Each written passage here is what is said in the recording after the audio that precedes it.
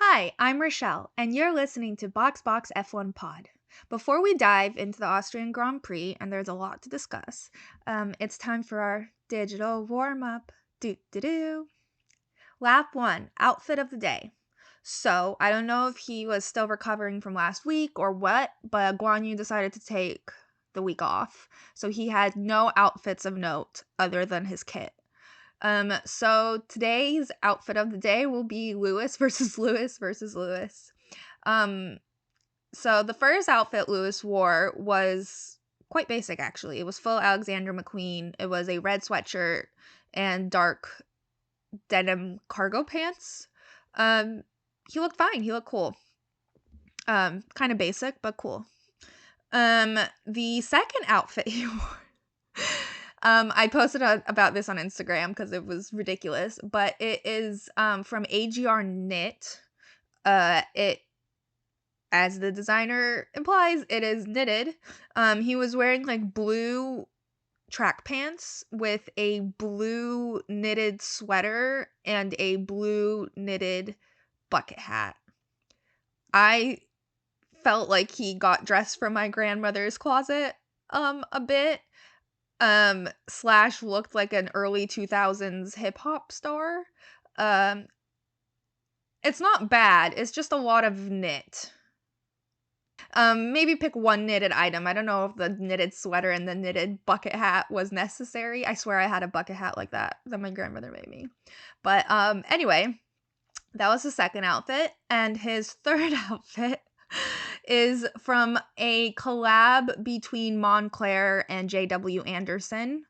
I assume the top is the Moncler because he's wearing a blue puffer coat, but it's like a it's not a typical Moncler puffer. It's it looks kind of thin and doesn't look like it's actually going to protect you from much. And his pants are very loose, black pants with like red and white waves on them. Honestly, to me, he looks like he's a middle-aged woman going through a midlife crisis, so she opened a like pottery shop in the middle of like Santa Fe. That's the vibe I'm getting here, like very artsy, but not in the way you'd expect Lewis Hamilton to be artsy in. I'm not the biggest fan of this outfit. It just feels random to me. But I suppose it's not one of his worst outfits. Out of today, I think his best outfit was his most basic one, which was the Alexander McQueen red sweater, denim cargo pants. Cool, kind of edgy, but basic.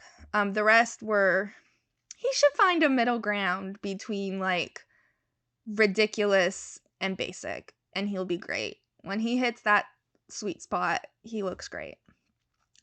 This is not Lewis Hamilton specific news, but in other fashion news, Balenciaga collaborated with the Mercedes F1 team specifically, and I linked the article in the show notes so you can read it for yourself. But those absurd masks, if you've seen like Kim Kardashian wearing them, they were big at Paris. They're big at Paris Fashion Week right now.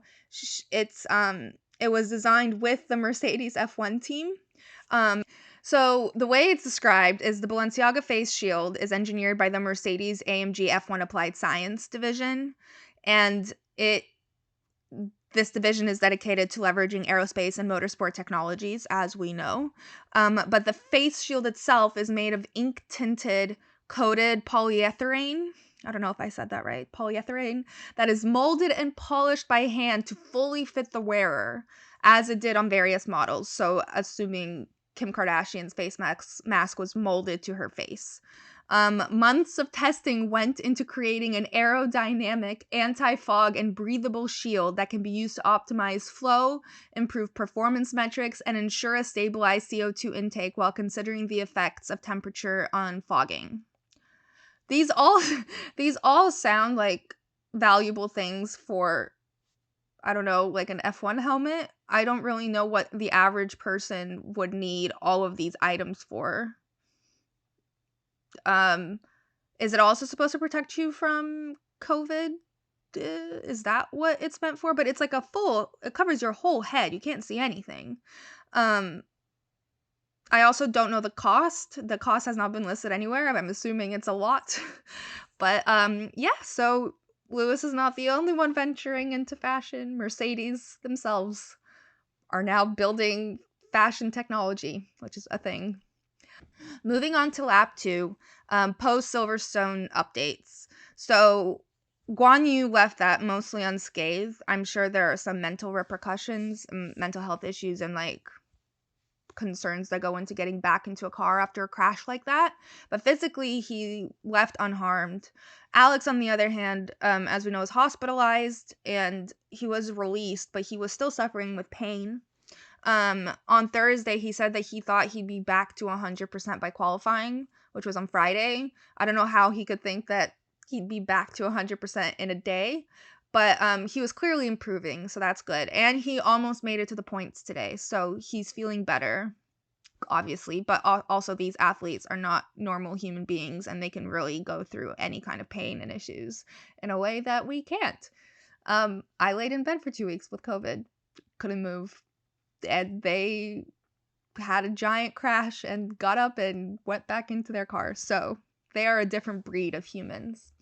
In other post Silverstone news, there was a picture circulated online of if you remember, Max's race got screwed up because something got lodged to the floor of his car and they didn't know what it was, and so he could keep going, but he couldn't perform to his full ability.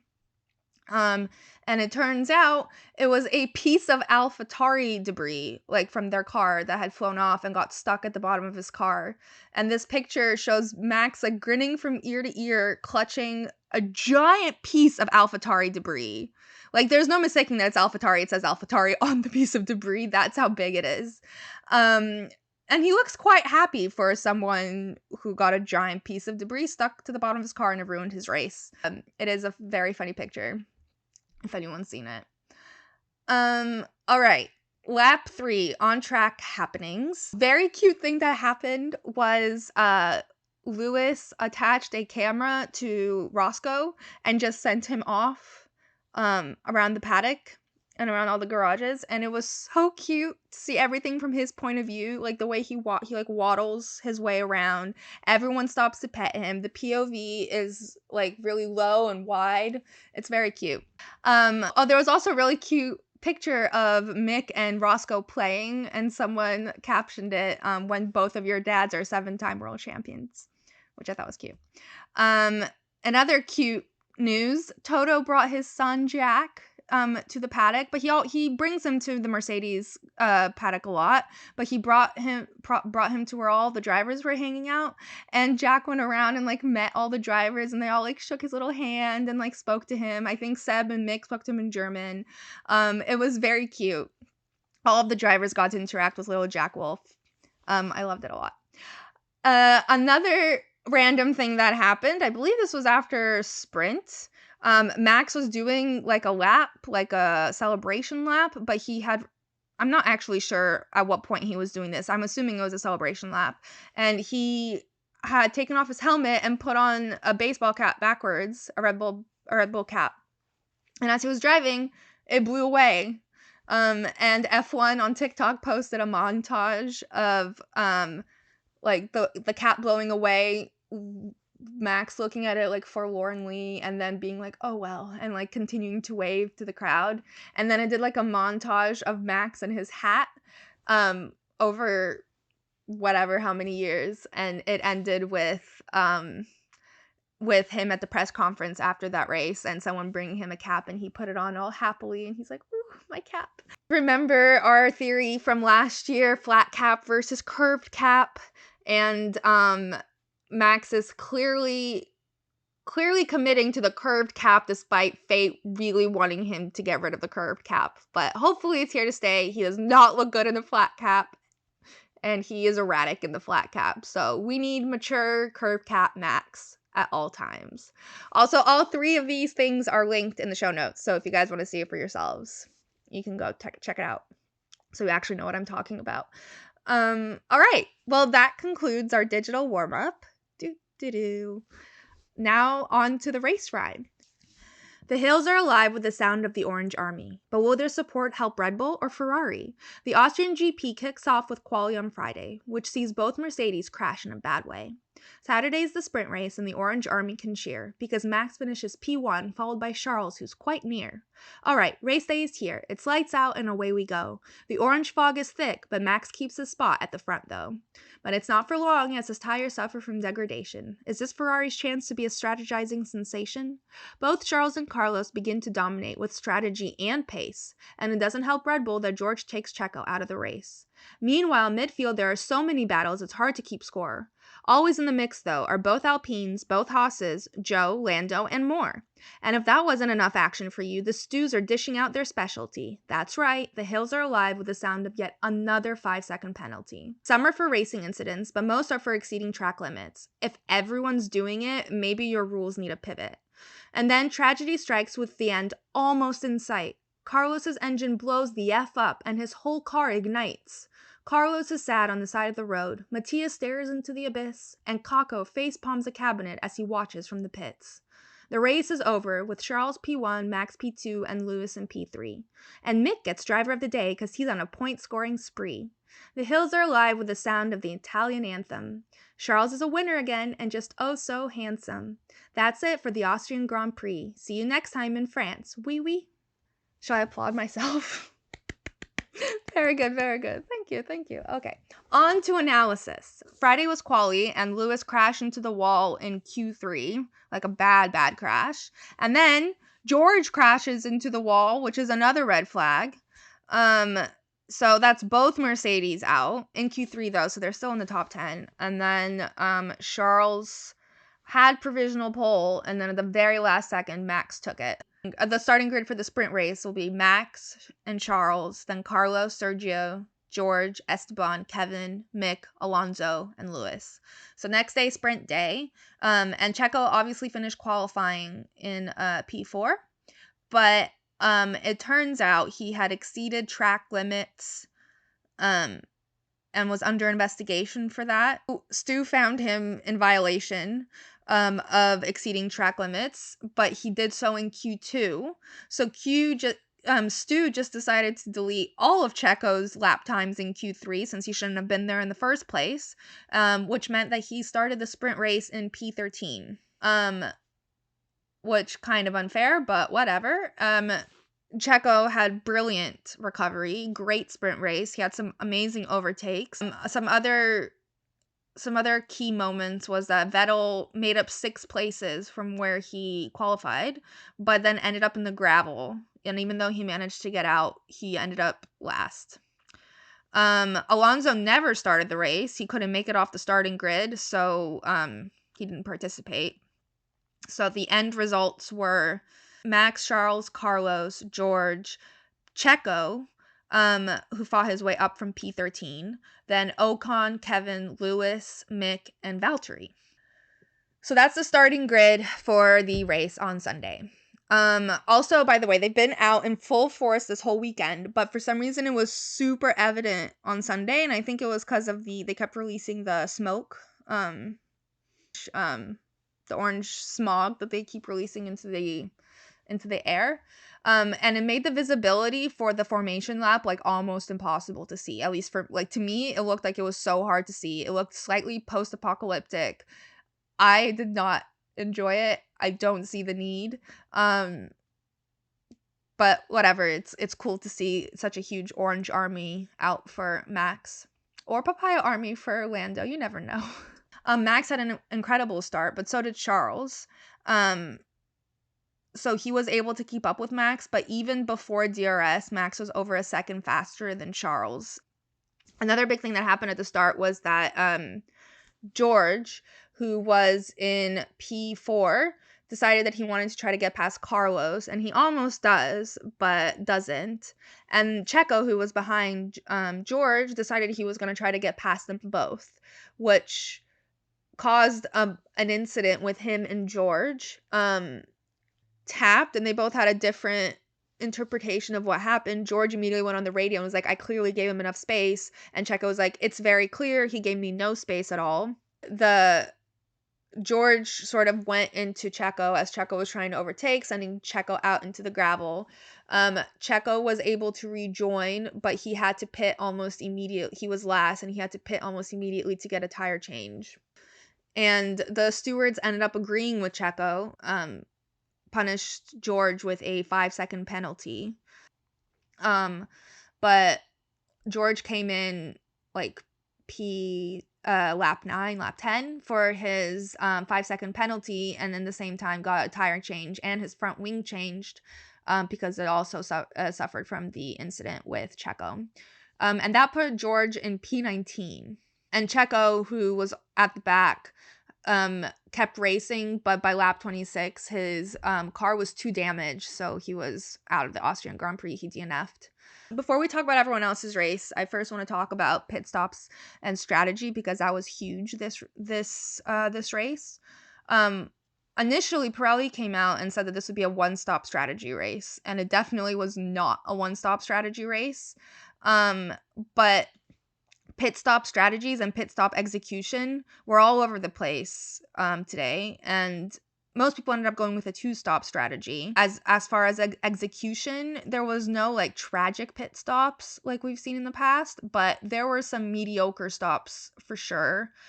Mercedes really struggled, both stops actually. So both George and Lewis got held up by the right front, which slowed them down.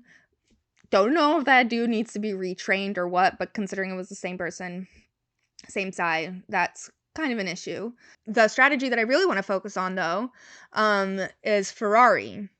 So we've spent the last, entire season talking about how Ferrari can't seem to strategize at all. They have, a huge commitment issue when it comes to committing to a strategy, and they second guess themselves all the time, and it ends up ruining both Carlos's and Charles's races all the time. We saw it last week, we saw it before. Again, I'm going to reference my favorite ridiculous moment when they told Charles to pit, and then as he was in the pit lane, they said, never mind, stay out. Just ridiculous. But today they stuck to their guns, they made a commitment to what they were going to do, and they did it. So when Max pitted super early in lap 14, Ferrari of yore would have pitted Charles immediately. But instead, they didn't pit him, and instead pitted him around lap 27. And then Carlos came in the next lap. So they didn't do a full-on stack, but they did one after the other. And then they ended up doing that again. Towards the end of the race, around lap 49, they pitted Charles, and then lap 50 they pitted Carlos. And also by choosing not to respond to Red Bull's pit stop, which is perhaps partly due to them responding to seeing how much Max was struggling, they were able to stay on top. So Charles ended up, every time he would pit, he would end up having to overtake Max, and it worked. So just want to commend quickly Ferrari for picking a strategy, sticking to their strategy, and putting their drivers first for the first time and not panicking halfway through. So good on them. Another big thing this race were track limits and Stu being ridiculous. So the commentators described it as they've been draconian at some tracks when it comes to track limits. Today was for sure a draconian day for the Stews, but the problem that ended up happening was that everyone was exceeding track limits, and no one knew they were doing it while it was happening. Some of the theories that have been posited is that the new design of the car makes it hard for them to see over to how close they are to the limit. Also, the tires are bigger, which means that no matter how you position your car, you might exceed it without meaning to. The system that was in place was that the drivers got 3 warnings. They got 2 basic warnings, then they got a black and white flag, and then they would get a 5-second penalty. There were also lap times getting deleted. I'm not fully sure if that was part of one of the first 2 warnings or if that came with the black and white flag, but there were lap times getting deleted. This is insane, but there were 43 total abuses of the rule recorded today. There were 3 5-second penalties issued to Lando, Seb, and Pierre. And Lewis at one point like got on his radio when he was given another warning, and he was like, that's bullshit, I didn't go wide. Are other people getting these? Because there's like loads of people going off. And his engineer was like, yes, Lewis, it's not just you, everyone's getting it. And it's also ridiculous because it wasn't just in F1. F2, basically the win was decided because of a 5-second penalty. The race leader at the end had to serve a 5-second penalty, which denied him the race win. And I think what the issue here is, Max talked about it a bit in the post-race conference, but the issue isn't that the FIA isn't, or the stews are not being consistent with their definitions of track limits. They seem to be very consistent and they set out a definition and they're following that. But the problem is it can't necessarily be consistent on every part of the track. So like Max referenced a couple of corners where it's like impossible, and if you go out by like 1 millimeter, you shouldn't be necessarily punished for that. And so it becomes like everyone wanted consistency, but now that there's consistency, you can't always be consistent. It's not something that is like a blanket, that can be a blanket rule.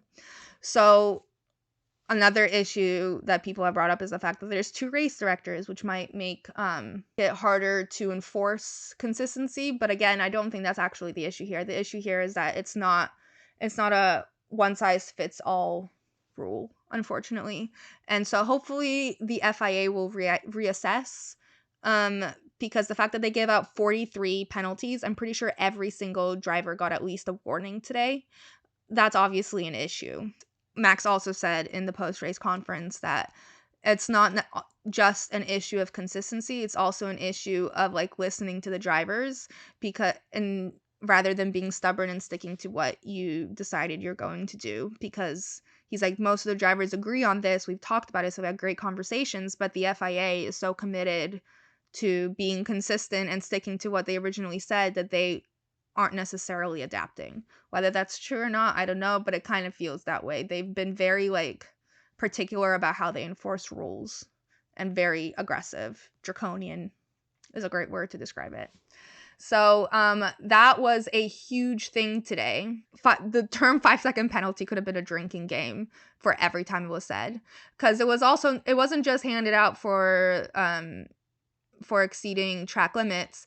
They were also handing them out for racing incidents, and I think there were 2 5-second penalties handed out today for racing incidents, one to George and one to Pierre, which means there were 5 5-second penalties served today, which is ridiculous.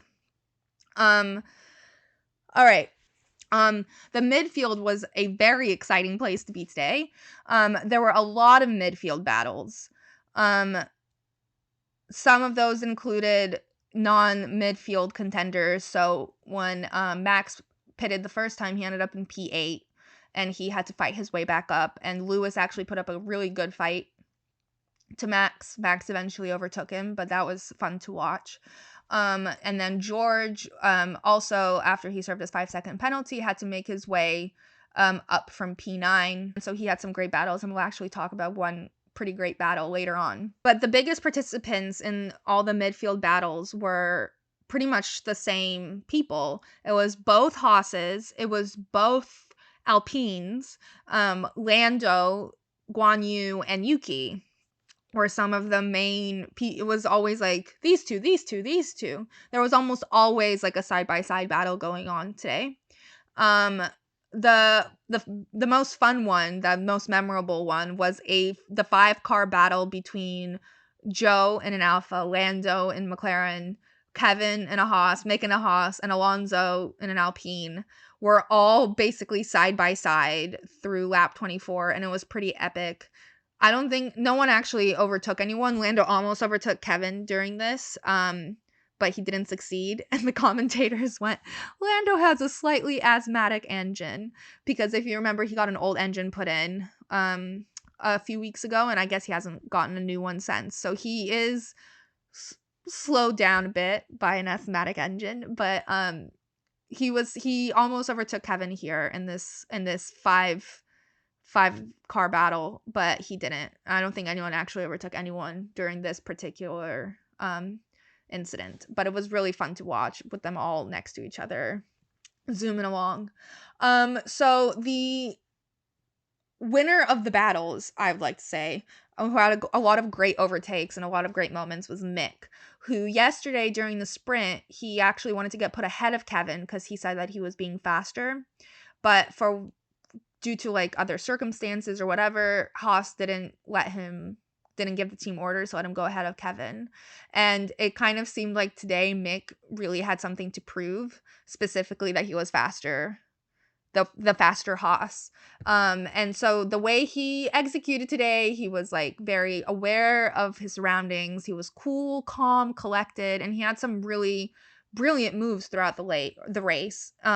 His list of overtakes include Lando, Kevin, Alonso, and Lance Stroll. The big moment with Stroll is that around lap 45, George overtook Stroll into P8, and then Mick overtakes Stroll. Then Stroll takes it back, and then two Haas's, both Mick and Kevin, overtook Stroll and went around him, and that was insane.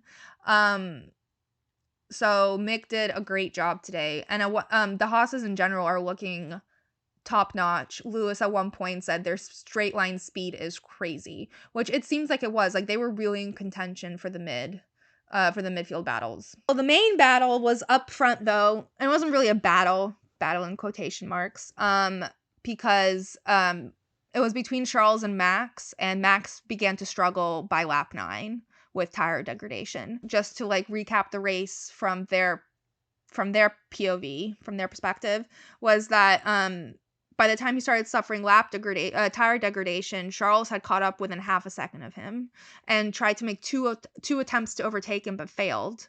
Max was trying to manage his tires, but he couldn't really go much faster, so he wasn't going to be able to keep Charles at bay for much longer. And then by lap 12, so 3 laps later, Charles does a brilliant overtake of Max in the inside, which Max clearly didn't see coming. And 2 laps later, Max had to pit because his tires were just bad. And that was, as we discussed earlier, Ferrari didn't react to his pit, and instead pitted Charles and Carlos around lap 27, lap 28. So that meant that Charles now had to find a way to overtake Max again, and it didn't take him long. A few laps later, he took back first. So then it became Charles, Max, Carlos, and Lewis. And Max, obviously not the happiest. He gets on the radio, tells the engineers he can't trust his car from corner to corner, which can't be a great feeling. Anyway, so that was the second overtake that Charles did on Max. And then the third overtake was around towards the end of the race, when Ferrari pitted both cars around lap 49, lap 50, which put Max back in the lead. And they now had to overtake Max once again, and Charles did a really fun overtake. Like he did kind of like a switcheroo. He tried to go one way and then immediately went the other way and went ahead. So what's interesting about the fight between Red Bull and Ferrari today is that like the commentators pointed out, every race before this, Ferrari had been ahead. And this was the first race where Charles was in P2, so he was bringing the battle to Red Bull as opposed to Red Bull bringing the battle to Ferrari having to defend. This time it was Red Bull that had to defend, and they couldn't. And Charles was able to win that fight, which he hasn't really had the opportunity to do up until now. So that was great. So now, tragic.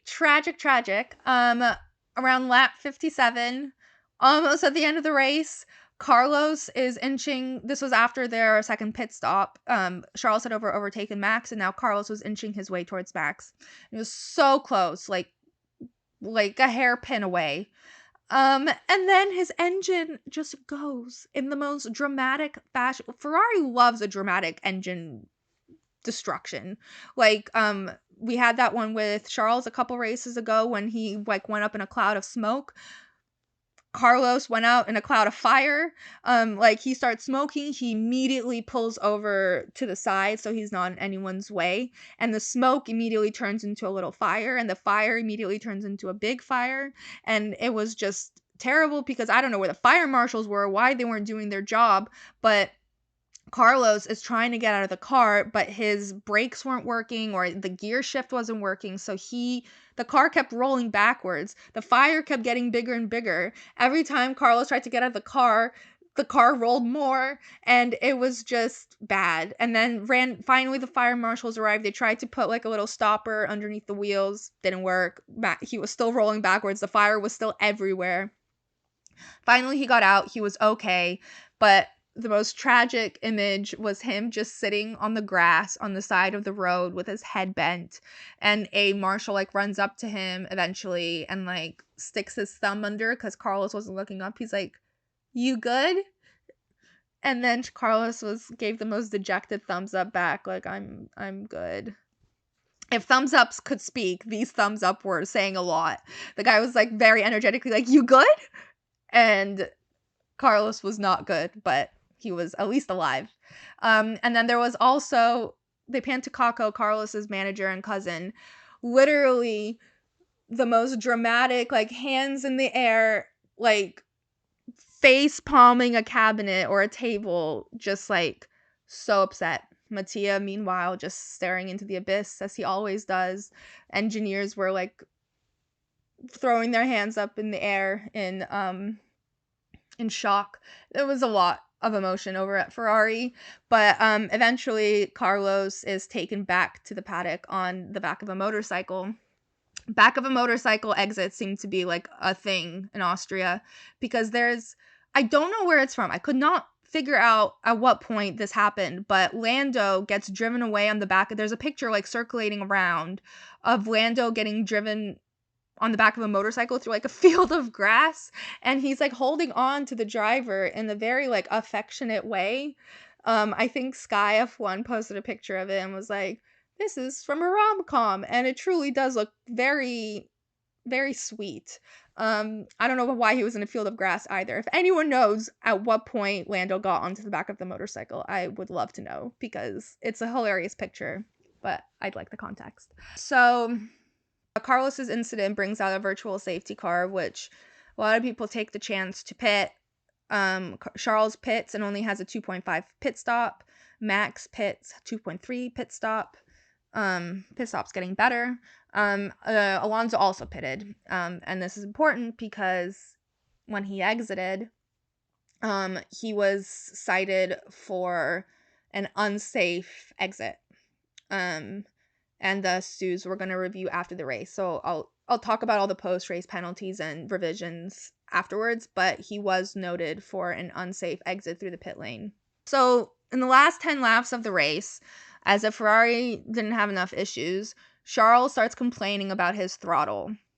And he very urgently reaches out to his engineering team and he's like, "What's happening with my throttle?" And as per usual, they must have a recording or something. The engineers go, "We'll get back to you."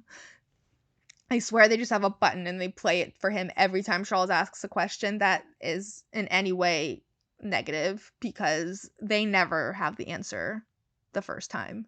Eventually, they get back on the radio and say it seems like there's something stuck in the throttle. Try to take the boot off as much as you can. Not great, not ideal.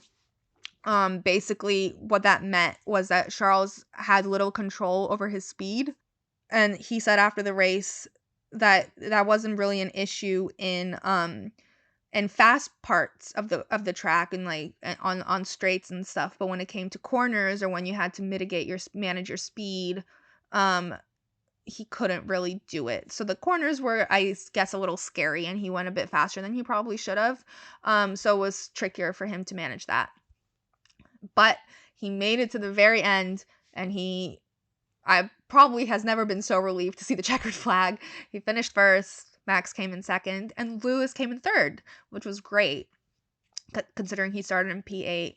Other big overtakes that happened towards the end of the race was that Lando overtook Kevin Magnussen for P7. And Valtteri overtook Alex for P10. So Alex missed out on a point at the very last second, but Valtteri got that. And in the end, there were 3 DNFs: Checo, Latifi, who I think had a technical issue. They never really specified, and Carlos, whose engine blew up, which must be a massive letdown from last week. Okay, so in the cool down room, and they talked about this in the post-race show, but like Max and Lewis are cordial with each other, but what's really interesting is to watch Charles's relationship with both of them.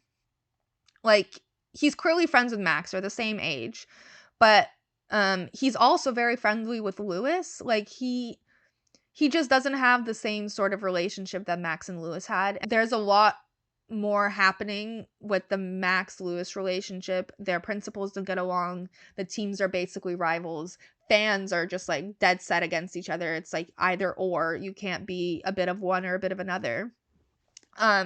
Which doesn't bode well for their own relationship. And obviously there's probably something a little left over from last year.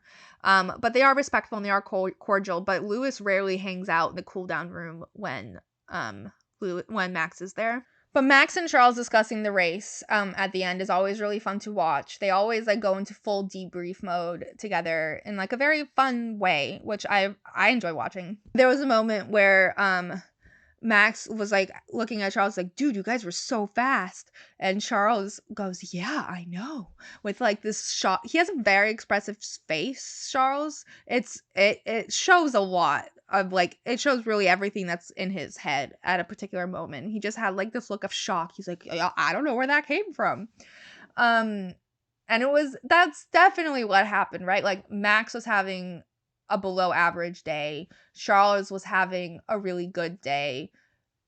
Combined together, we got this result. It wasn't necessarily an even race, or an equal race, but it was still fun to watch. So also the podium was great. I love the Monegasque national anthem. It's so happy. It's like a really fun, energetic anthem. And then I also like love when Ferrari wins because it is straight up, Ferrari is the only team that seems to be all Italians. Everyone else is mixed. So when they play the team's national anthem, no one knows the national anthem. But when Ferrari wins and the Italian national anthem plays, every single person there knows the anthem. So they're all singing at the top of their lungs. And you can, those of them in masks, you can see the masks moving as they sing along. It's just a really wholesome, fun energy when Ferrari's winning and the anthem's playing. Also, great to see Charles has both the Monaco and the Italian national anthem memorized, which is impressive. He didn't need to know the national anthem for for Italy, but I guess being there for so long, you learn it eventually. All right, so post-race, there were some issues. So as we talked about before, Fernando was being investigated for an unsafe release at his final pit stop, but it was found that there was an issue with the car, which caused him to wobble in a specific way, rather than a mistake from the pit crew, so he didn't end up getting a fine or penalized. It's good for Fernando because he has several bones to pick with the FIA. He doesn't need another one.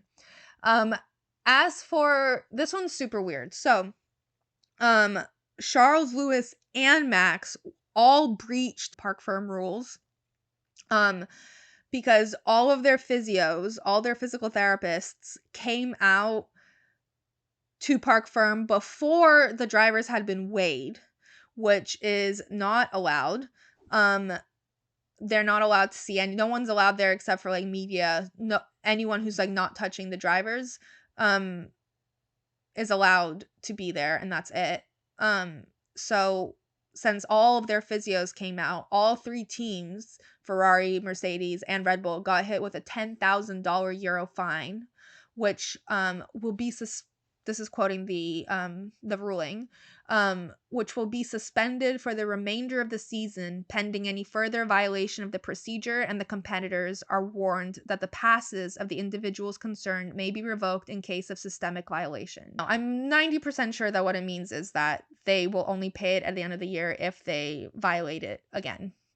And it sounds like the teams have to pay it, not the drivers. The end results were Charles in P1, Max in P2 with the fastest lap, Lewis in P3, George in P4, then Ocon, Mick, Lando, Kevin, Daniel, and Alonso. Great to see both McLarens in the top 10 though. Daniel scoring a couple points there. Stat Corner, quick stat update.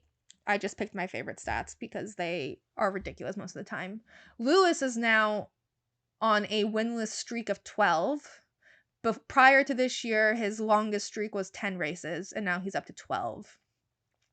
I saw this online somewhere, but like there's people are wondering who's going to win first, him or George. Honestly, I think George might, but also George is so consistent, he might be too consistent and just stay where he's at. Don't know where that's going to go. But speaking of George, other than Silverstone, he still has had all top 5 finishes. He finished in P4 today, so good for him. Mr. Consistency. This was Charles's first win that was not from pole. So before this, every time he's won, he started on pole. But there's also been plenty of poles he's gone where he hasn't won. So there's another random stat that they've come up with. And this was also not a stat, but this is Charles's first win since Australia. It's been 3 months.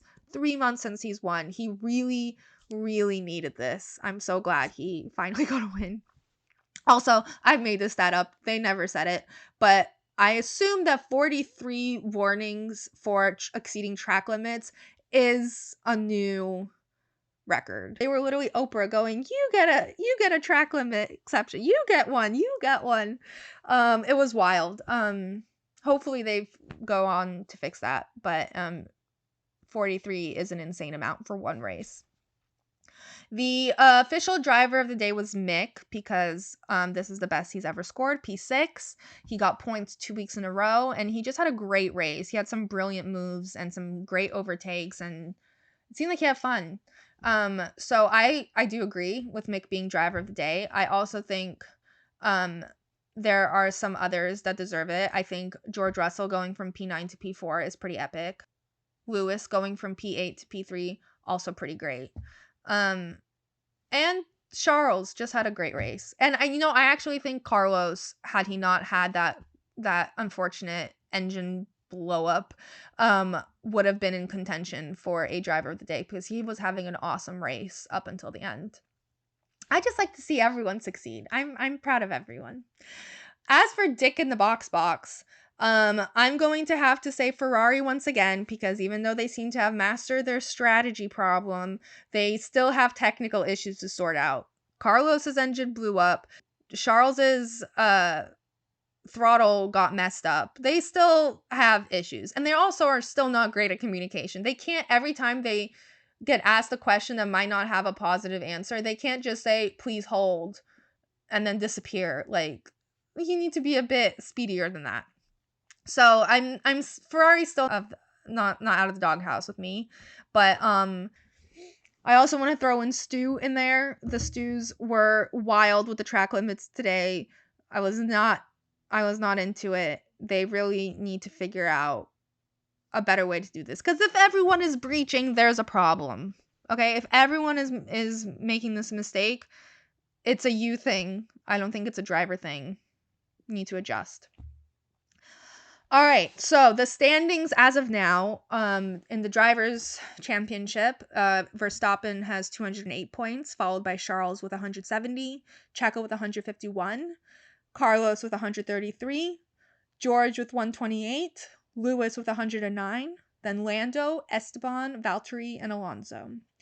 F1 posted the standings on their Instagram, and Lando commented, "I can still win," with a trophy emoji, which Love Lando on social. He's got Vance.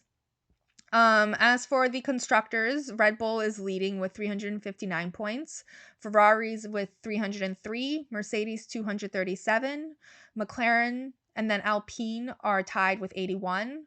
Then Alfa Romeo, Haas, AlphaTauri, Aston Martin, and Williams with 3 points. All right, that concludes the Austrian Grand Prix. I'll be back in a couple of weeks for the French Grand Prix, and I will definitely be cooking for this race. I know I've had a couple weeks off. I've had COVID. I still have COVID. You don't even know how much coughing I've had to edit out of this. But I should be back to my full productivity by the French Grand Prix, and I will be baking something. So make sure you follow Box F1 Pod on social media so you can cook along or drink along with me. I'd also love to hear your thoughts on the race, on the pod, or anything F1. I'm also taking suggestions for future pod guests that I hope to have on after the summer break. So if you have any ideas, anyone you want to hear come on, make sure you reach out to them, reach out to me. You can email me at boxboxf1pod@gmail.com with all your thoughts. Otherwise, I will see you guys in a couple weeks for the French Grand Prix. Box.